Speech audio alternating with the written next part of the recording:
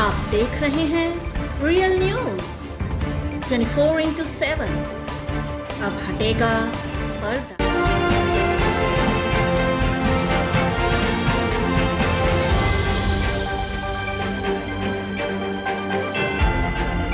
नमस्कार, मैं हूं शौरबानी गुहा और आप देख रहे हैं रियल न्यूज 24/7।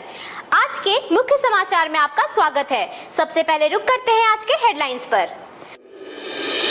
कोरोना का कहर जारी, राज्य में अभी नहीं खुलेंगे स्कूल, कॉलेज और सिनेमा हॉल। ऐतिहासिक जैन मंदिर का हाल बेहाल, सुध लेने वाला कोई नहीं। एपीजे अब्दुल कलाम का आज जन्म दिवस मना रहा भारत। भागलपुर में कोरोना के 34 नए मामले, सांसद के संपर्क के लोगों की रिपोर्ट नेगेटिव। बांका शंभुगंज दुर्गा मंदिर में इस बार गाइडलाइन के अनुसार लगेंगे मेले। भागलपुर में चुनाव को लेकर प्रशासन सख्त, सघन चेकिंग अभियान जारी। 156 विधानसभा सीट भागलपुर के लिए कल करेंगे नामांकन अजीत शर्मा और राजेश वर्मा। कोरोना काल, मूर्तिकार बदहाल, स्थिति भगवान भरोसे। बौंसी में घरेलू सिलेंडर फटने से 14 वर्षीय युवती की गई जान। एनडीए उम्मीदवार मनीष कुमार ने धोरैया क्षेत्र में समर्थकों संग किया भ्रमण। अब समाचार विस्तार से। अनलॉक 5 के तहत केंद्र सरकार की गाइडलाइन के मुताबिक बिहार समेत देश भर के गुरुवार से मल्टीप्लेक्स, सिनेमा हॉल, स्कूल व कोचिंग खुलने वाले थे। बुधवार देर रात तक राज्य सरकार की ओर से ऐसा कोई आदेश जारी नहीं किया गया। भागलपुर के डीईओ संजय कुमार ने बताया, 15 अक्टूबर से जिले के सरकारी व निजी स्कूल को खोलने पर राज्य सरकार की ओर से अभी तक कोई निर्देश नहीं आया है। जिला शिक्षा विभाग की गाइडलाइन के आने का इंतजार है। फिलहाल नहीं खुलेंगे सिनेमा हॉल, स्कूल, कॉलेज और कोचिंग संस्थान।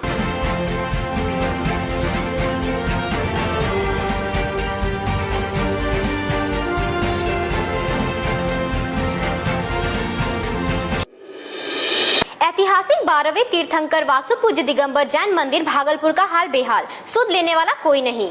इतिहास के पन्नों में दिगंबर जैन मंदिर चंपानगर अपनी भव्यता और जैन धर्म के श्रद्धा का केंद्र है, मगर भागलपुर अपने इस धरोहर को संभालने में नाकामयाब दिख रहा है। जैन मंदिर जाने वाले रास्ते भी खस्ता हाल में है। स्मार्ट सिटी भागलपुर के इस धरोहर की सुध लेने वाला कोई नहीं है।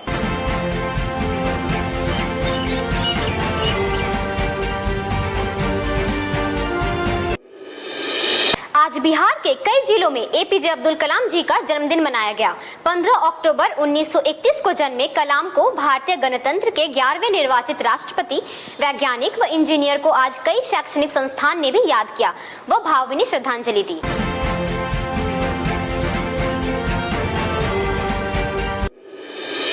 भागलपुर जिले में कोरोना के 34 नए मामले मिले।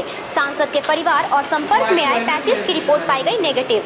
जिले के कोविड कंट्रोल सेंटर के टोल फ्री नंबर बुधवार को चालू तो हुए, पर वहां जानकारी के नाम पर कुछ भी अपडेट नहीं है। आदमपुर के एक प्राइवेट कंपनी के कर्मचारी ने कोरोना की जांच कराई, परंतु पैसे लेकर सदर अस्पताल के कर्मचारी ने दे दी कोरोना पॉजिटिव की रिपोर्ट। यह तब पता चला जब कंपनी के वेरिफिकेशन में हुआ खुलासा।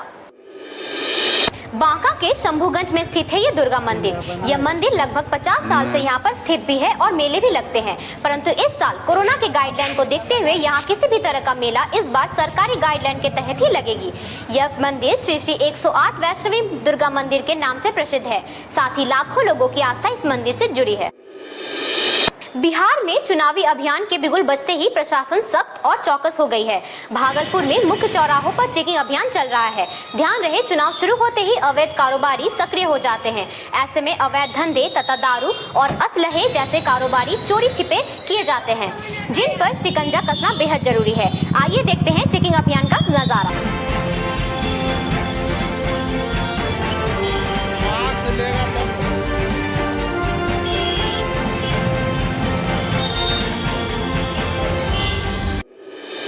बिहार विधानसभा चुनाव 2020 को लेकर भागलपुर विधानसभा 156 के लिए एलजेपी के राजेश वर्मा तथा महागठबंधन के कांग्रेस उम्मीदवार अजीत शर्मा कल भरेंगे नामांकन पर्चा।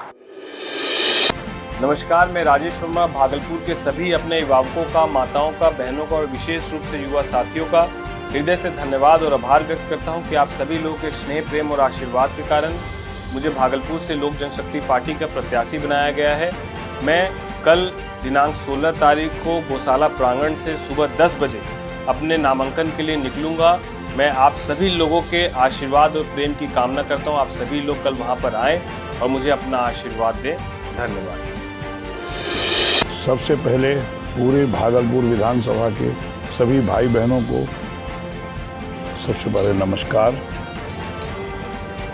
और हम बताना चाहेंगे कि जनता के आग्रह पर, सभी भाई बहनों के आग्रह पे लोगों ने कहा कि 16 तारीख को नॉमिनेशन देना है, इसलिए मैं आप सबों को आमंत्रित करता हूं कि 16 तारीख को हम सबसे पहले बूढ़ानाथ मंदिर में पूजा अर्चना करेंगे 10:30 बजे। वहां से निकलकर मौलाना चक गद्दी नशीन पे चादर पोशी करने के बाद हम वहां से पैदल ही एसडीओ कोर्ट आएंगे। आप सभी भाई बहनों से, सभी यूथ से आग्रह है कि आप मुझे नामांकन में मेरा साथ दीजिए और विकास में सहभागिता बने। धन्यवाद। कहते हैं कि जब इंसान परेशानी में होता है तो भगवान का ही सहारा होता है, मगर कोरोना की मार भगवान की मूर्तियों का निर्माण करने वाले कलाकार खुद ही भगवान भरोसे हो गए हैं, क्योंकि मूर्तिकारों के पास इसके अलावा अन्य कोई पेशा नहीं होता। ऐसे में यदि मूर्ति निर्माण पर रोक हो या किसी तरह की सरकारी सहायता भी प्राप्त ना हो तो ये कलाकार कहाँ जाएंगे? इस कोरोना काल में किन किन संकटों का सामना करना पड़ा आप लोगों को? हम लोग का तो मार्च महीना से ही चैती दुर्गा से काम बंद हो गया एकदम। चैती दुर्गा में भी जितना मूर्ति सब बना हुआ था, कहीं कुछ पूजा पाठ हुआ नहीं, सब बंद हो गया। जितना मूर्ति था सब मूर्ति रखा गया। तो हम लोग इधर उधर से करके पूंजी पट्टा लगाए थे, जितना स्टाफ को हुआ पैसा कौड़ी सब दे दिए। देने के बाद उसके बाद तो पूरे लॉकडाउन रह गया। हम लोग सोचे कि विषहरी पूजा होगा या गणेश पूजा, विश्वकर्मा पूजा होगा तो कुछ राहत मिलेगा। लॉकडाउन के कारण सारा परेशानी जो है ना हो गया। उसके बाद हम लोग को आशा था कि एक तो दुर्गा पूजा भी बढ़िया ढंग से हो जाएगा, तो लेकिन दुर्गा पूजा में भी जो है ना कोरोना काल के लेकर के पूरा जो है ना समूचा मनी स्थिति समूचा खराब हो गया। और भागलपुर का जितने भी मूर्तिकार थे सभी का स्थिति खराब हो गया। और अभी तो कहीं का मान लीजिए ऑर्डर भी अगर मिला है तो कहीं कोई जुगान का नहीं हुआ, जो इसका मूर्ति बना हुआ है उसी का पूजा प्रतिमा का होगा सब। और उसमें भी सभी कलाकार बना भी नहीं पाया मूर्ति, जिसका मूर्ति बना हुआ है उसे हम लोग तो मतलब एक पैसा के लिए मुहताज हो गए हैं इसमें। तो प्रशासन की तरफ से तो ये भी आदेश आया है कि मूर्तियों का साइज थोड़ा छोटा रहेगा इस बार। तो जिसका बड़ा मूर्ति बना हुआ है तो उसका तो बड़ा ही पूजा होगा, जिसका छोटा है 5 फीट 5.5 फीट का मूर्ति बैठेगी। और हम लोग को इधर कोई देखने तक नहीं आया। आज 10वां महीना है, कहीं कोई तरह का कोई। अच्छा, एक चीज़ पूछना चाहेंगे आपसे कि शासन प्रशासन की तरफ से किसी तरह की कोई सहायता या कलाकारों के लिए कुछ नहीं है। मूर्तिकारों के लिए कहीं कुछ है ही नहीं। सरकार घर में भी कहीं कुछ नहीं है। आज तक कोई झांकने के लिए भी नहीं आया कि मूर्ति कलाकार क्या कर रहे हैं, कैसे खा रहे हैं। इतना दिन से और उस पर से दबाव बन गया कि मूर्ति नहीं बैठेगा।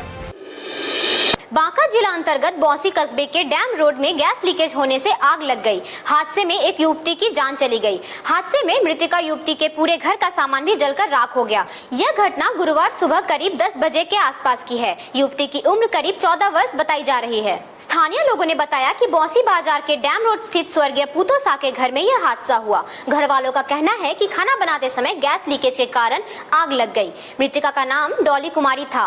मृतका का परिवार आर्थिक रूप से मजबूत नहीं था और घर का सारा सामान जलकर राख होने से बहुत बड़ा नुकसान भी हुआ है। बिहार विधानसभा चुनाव को लेकर धोरैया विधानसभा से एनडीए के जेडीयू उम्मीदवार मनीष कुमार ने अपने समर्थकों के साथ क्षेत्र भ्रमण किया। मनीष कुमार ने आज धोरैया प्रखंड के कठहरा, सैनचक, बिरनिया, मड़पा, पोठिया के जनता को किया संबोधन। मनीष कुमार इस चीज की जरूरत है और उस चीज को पूर्ति करने के लिए मैं दिन रात एक कर देता हूँ। लेकिन कौन सा गुनाह करता है मनीष कुमार, या मेरा क्या गुनाह है? अगर मैं हिंदू धर्म में लिया तो गुनाह है, अगर मैं राजनीति के तहत नीतीश कुमार का पैदान पकड़ा तो गुनाह है। अगर तमाम बातों को अगर आप गुनाह कहते हैं तो स्वाभाविक है मुझे तो हार जाना चाहिए। साथ ही साथ अमरपुर विधानसभा क्षेत्र के एलजेपी प्रत्याशी मृणाल शेखर ने जनसंपर्क अभियान किया।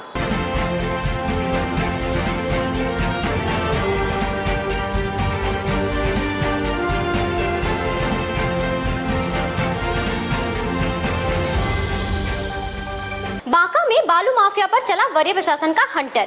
मामला बांका जिले के बाराहाट थाना क्षेत्र का है। लगातार बालू के अवैध खनन से ग्रामीण भयभीत नजर आ रहे हैं। स्थानीय थाना की मिलीभगत से पुलिस कर्मियों के साथ साथ माफिया फल फूल रहे हैं। अंततोगत्वा अवैध खनन की शिकायत वरीय पदाधिकारी को मिलते ही तुरंत एक्शन लिया गया। बांका जिलाधिकारी सुहर्ष भगत एवं एसपी अरविंद कुमार गुप्ता के निर्देश पर एसडीपीओ दिनेश चंद्र श्रीवास्तव के नेतृत्व में ढाका मोड़ के समीप छापेमारी में 40 अवैध बालू लदा हाईवा किया जब्त। वहीं दूसरी तरफ रजौन चेक चेक पोस्ट पर सघन वाहन जांच के दौरान एक वाहन किया गया जब्त। वहीं चेकिंग के दौरान वाहन से 19 लाख रुपए बरामद किए गए।